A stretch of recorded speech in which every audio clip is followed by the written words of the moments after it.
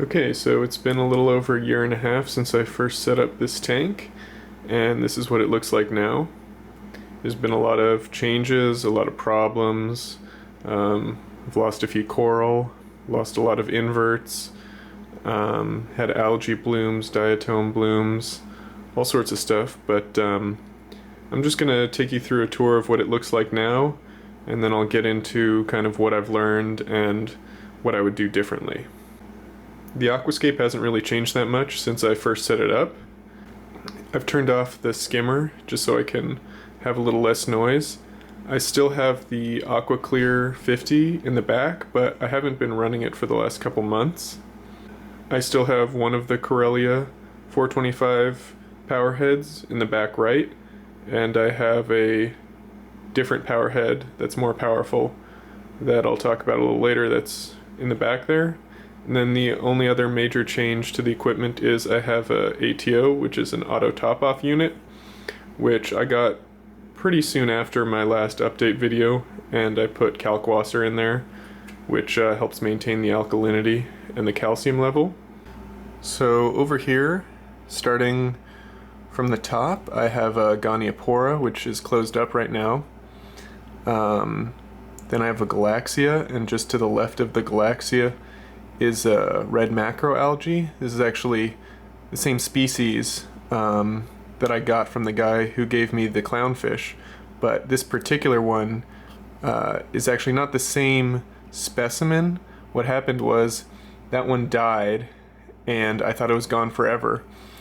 It died because I had been reducing the nutrients a lot to control the algae, and months later when I was adding more food and the nutrients were a little higher, this just started to sprout again.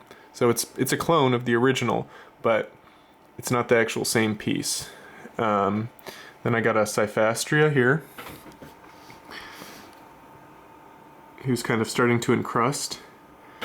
I have this bubble tip. This is actually from the maybe third split of my bubble tip anemone. It's doing really well, I'm happy with it.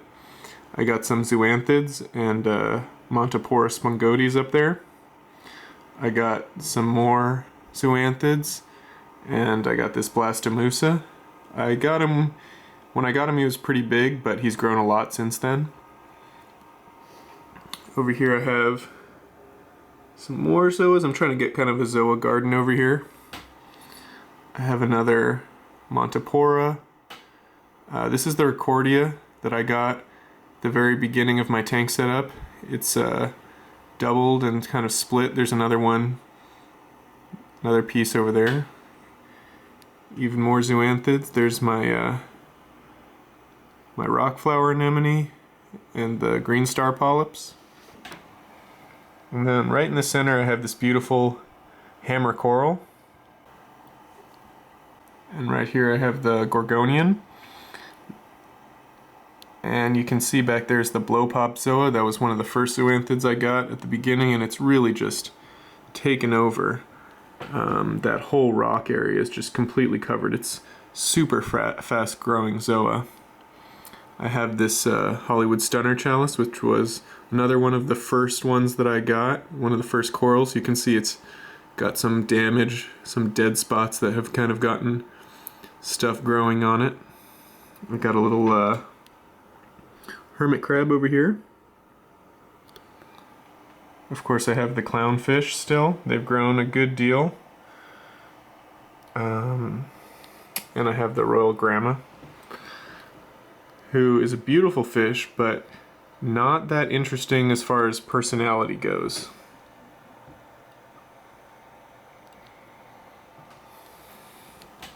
Alright, back to some of the corals. I have, this is a blue Acropora. I think it's a blue tort, Oregon tort, I'm not exactly sure. And then back behind it I have a Pocillopora. And over here I have a frog spawn. This was only 2 small heads when I first got it, and it's grown quite a lot.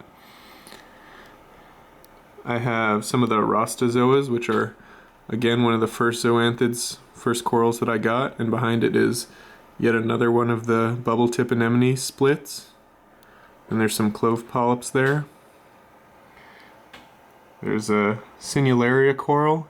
It's kind of stayed the same size as when I first got it, maybe even shrunk a little bit. It hasn't really died back too much, but it also hasn't grown. Up here I have another Montipora, which is encrusting nicely, although it had a little bit of bleaching around the edges. And I have this green Slimer, which has kind of gone back and forth. You can see it's got some tissue loss, but right now it's looking okay.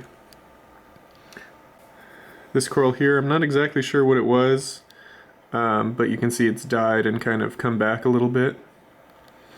There's the other Pocillopora colony, and in back you can see yet another one of the bubble tips.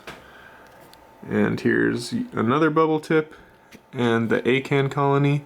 This was another one of my first corals. It turned a lot more orange from the kind of peach color that it was originally, and it's grown quite a lot. And over here I've got a Duncan Coral, which was only 2 heads when I got it, and it's grown quite a lot.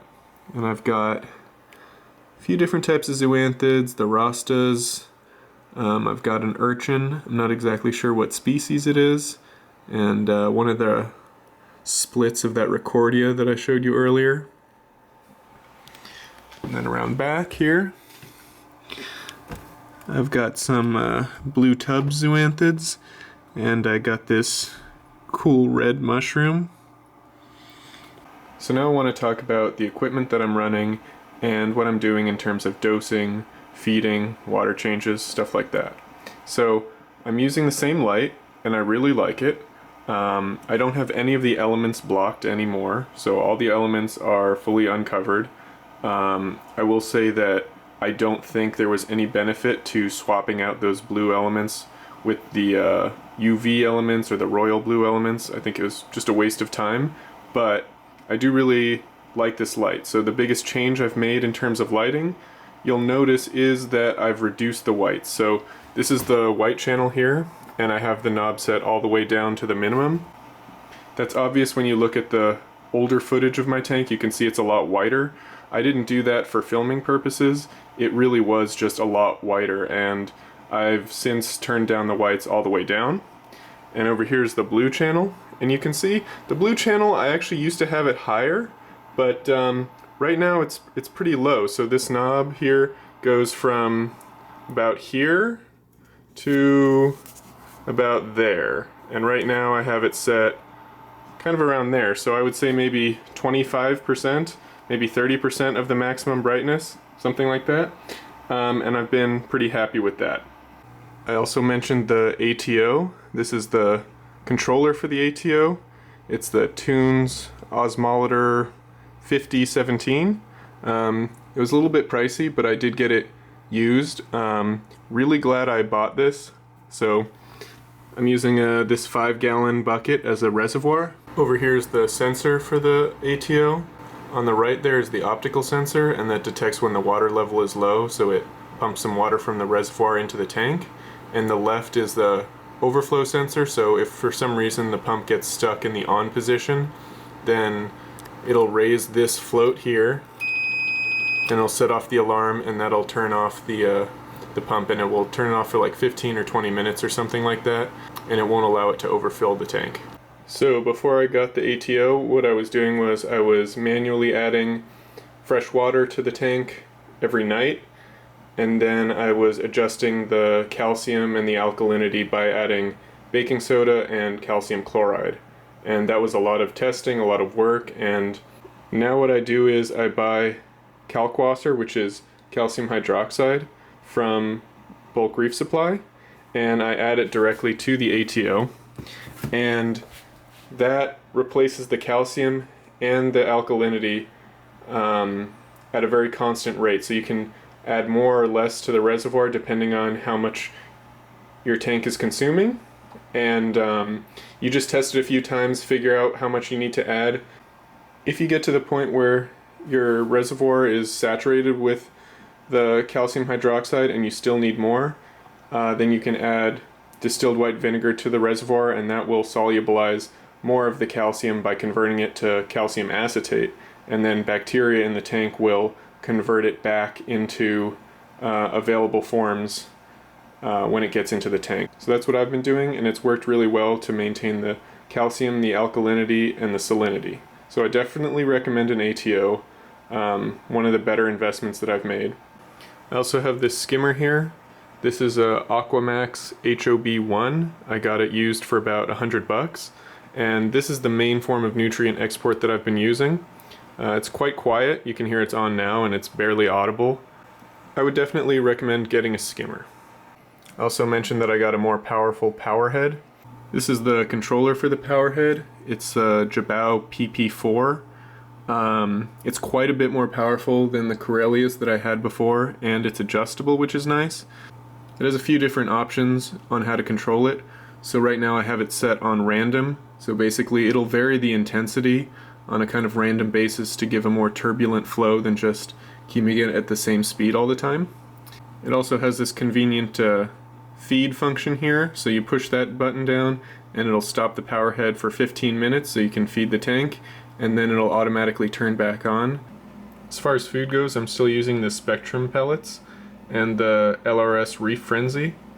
I'm also using this Reef chili, which is a freeze-dried powdered kind of plankton mix that you spray into the tank, and it's good for the smaller polyp things, filter feeders, stuff like that.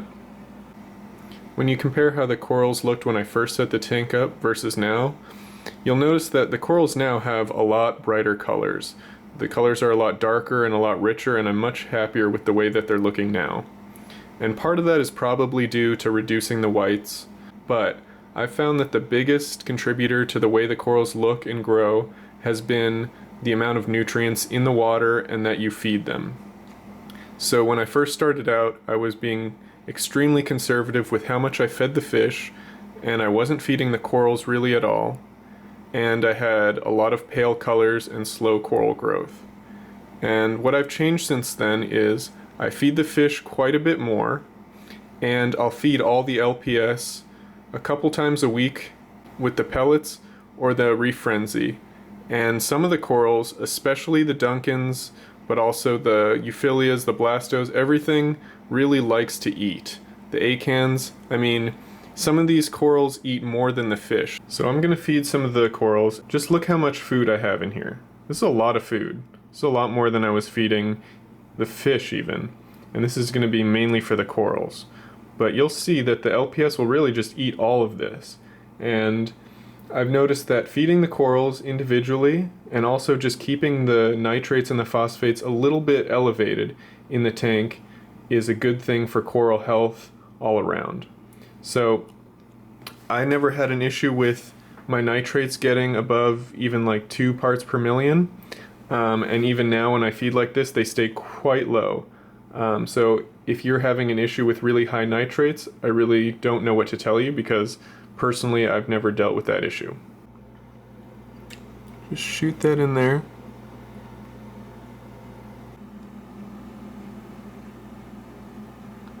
And the fish will pick at it, but you can just watch how it'll really close up and eat all those pellets that I put in there. So now when it comes to feeding, I don't want to give you the idea that you can just feed your tank as much as you want and more nitrates, more phosphates will always be good. Of course, that's not the case. More nitrates and phosphates will increase the speed that microalgae grow. It'll increase your chance for diatom blooms and stuff like that. But having not enough nutrients in the water can also cause issues. It can cause pale colors, and in some cases it can cause rapid tissue necrosis. I've had some of my SPS die very quickly after I kept down the nitrates and phosphates for a long time. I will say that when it comes to trying to control stuff like bubble algae and bryopsis and diatoms, that it's certainly not a bad idea to reduce how much you're feeding. I would definitely recommend that you do that if you're having an algae bloom. But I've noticed that those invasive species can tolerate extremely low levels of nitrate and phosphate and continue to grow. And that's not necessarily the case for your corals. So when it comes to algae blooms and invasive algae, what do I recommend? Well, I've had success with two things. One is this Algae Fix Marine from API. It's a pretty low dose, and it seems to slow the growth of most of the harmful microalgae and the invasive algae. I like this product. I haven't had any issues with it killing inverts. It seems to really slow things down, but it won't necessarily eliminate them. The other product I've used is called Fluconazole. This is what it looks like. It's an antifungal medication. You can get it on the internet. And I've used this to treat bryopsis, which is a really nasty invasive algae that you can get sometimes, and it works. I can't guarantee that it'll kill all your algae forever, but it really, really knocks a lot of it down. It is reef safe, but the downside is that it's so effective at killing algae that your rockscape might look a little bit dead. If you look at my rocks, they're a little too clean. So there's definitely some algae growing. I definitely have microfauna and stuff living in those cracks and crevices, but after the fluconazole, it really wiped out a lot of the algae diversity that was in my tank, and that's not really what I like. I would prefer to have some algae all over everything at kind of a very manageable level. I don't want it to look completely shaggy and overgrown, but I also don't really like this super sterile look. So just keep that in mind when you're thinking about fluconazole or using fluconazole. So what I'm doing currently is just running the skimmer, no activated carbon, no GFO. I use the Algae Fix periodically. I do a 20% water change every 2 to 4 weeks. When it comes to tank size, I'm really happy that I went with a 30-gallon tank.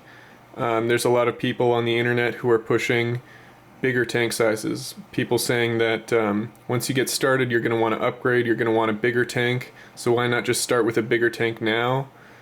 People who say that bigger tank is better for newbies because there's more water volume, so that it's a bigger buffer for kinds of shock and changes.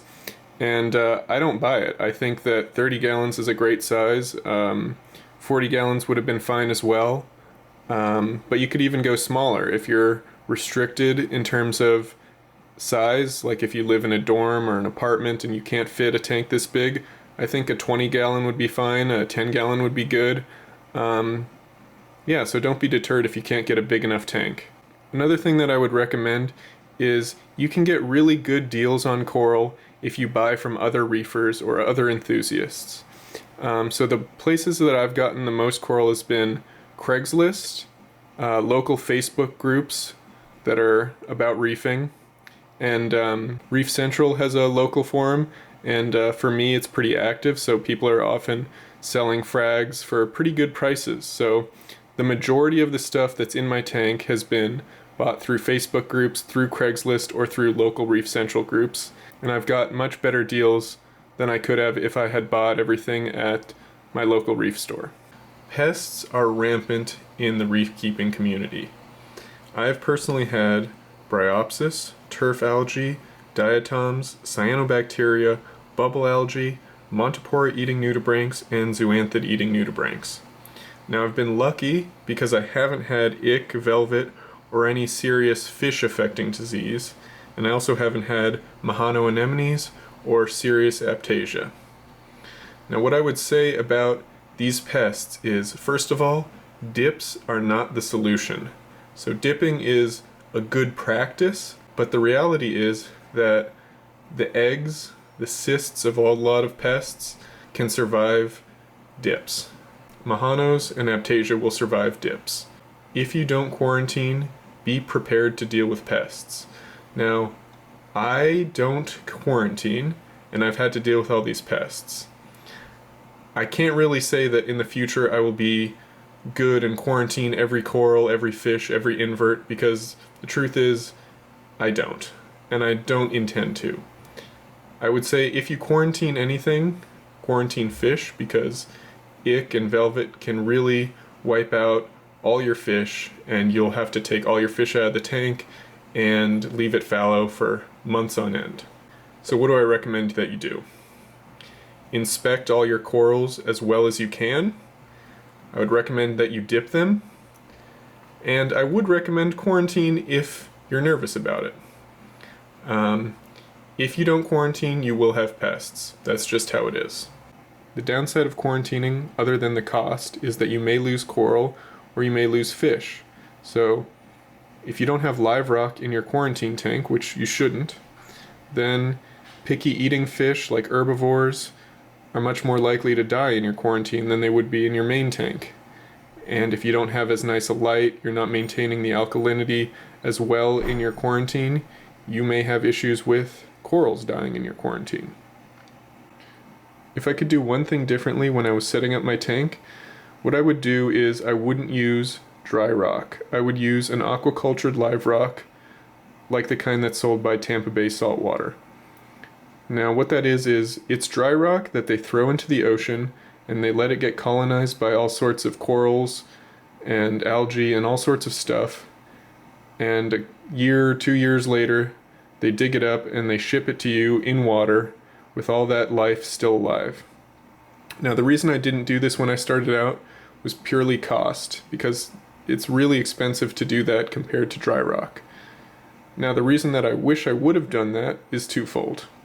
One, I think it would have avoided some of the new tank type issues that I had.